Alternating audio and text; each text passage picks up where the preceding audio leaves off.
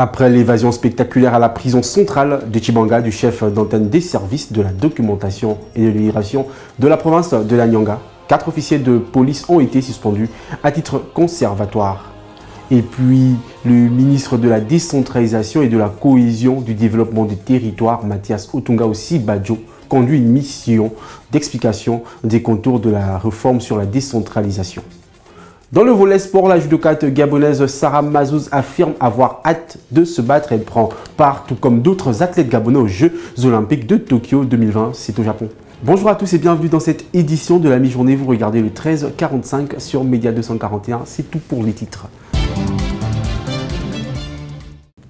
Comme annoncé en titre, 4 officiers de police ont été suspendus à Tchibanga après l'évasion du week-end dernier. Il s'agit d'un colonel, de 2 commandants et d'un capitaine de police. Selon des sources concordantes au niveau de l'état-major, ces 4 officiers auraient été suspendus pour leur participation dans l'évasion ou la tentative d'évasion. C'est selon les nombreux témoignages de Patrick Mouboga, un commandant de police qui avait été incarcéré quelques jours plus tôt. Le silence des autorités du ministère de l'Intérieur et de la Justice avait permis la prolifération de plusieurs versions qu'il est à ce jour impossible de trier. Ce silence des ministres et de leurs collaborateurs est une faute dans un écosystème où un post Facebook se répond plus rapidement qu'un communiqué officiel. Toutefois, la suspension de ces officiers vient accréditer les thèses d'une descente musclée de plusieurs équipages de police, donc du ministère de l'Intérieur, contre une prison propriété du ministère de la Justice, une véritable agression des institutions républicaines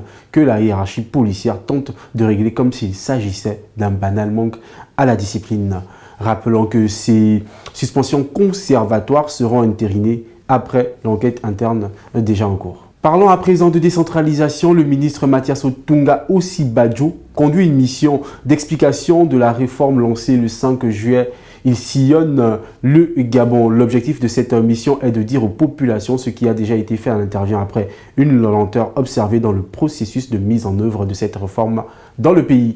En effet, le cheminement de la décentralisation au Gabon débute depuis l'époque coloniale. Depuis cette époque, si ce processus s'est illustré par quelques rares avancées, notamment électorales, il faut reconnaître qu'il demeure inachevé d'un point de vue économique, social et culturel. La mission du ministre de la décentralisation à travers le pays est donc de faire valoir la volonté de l'État de faire aboutir cette réforme, puisque l'État traverse l'effectivité de la réforme sur la décentralisation, veut réorganiser les conseils locaux afin qu'ils soient beaucoup plus efficaces. Cette réorganisation aura pour but de renforcer le développement économique et social de la localité grâce à la valorisation des activités génératrices de revenus capables de permettre à ces territoires de se prendre en charge. Ainsi, après cette réforme, a été expliqué aux populations de la province de la Ngouni et de Logoué-Vindo. La prochaine étape du ministre sera la province du Wellington. Terminons donc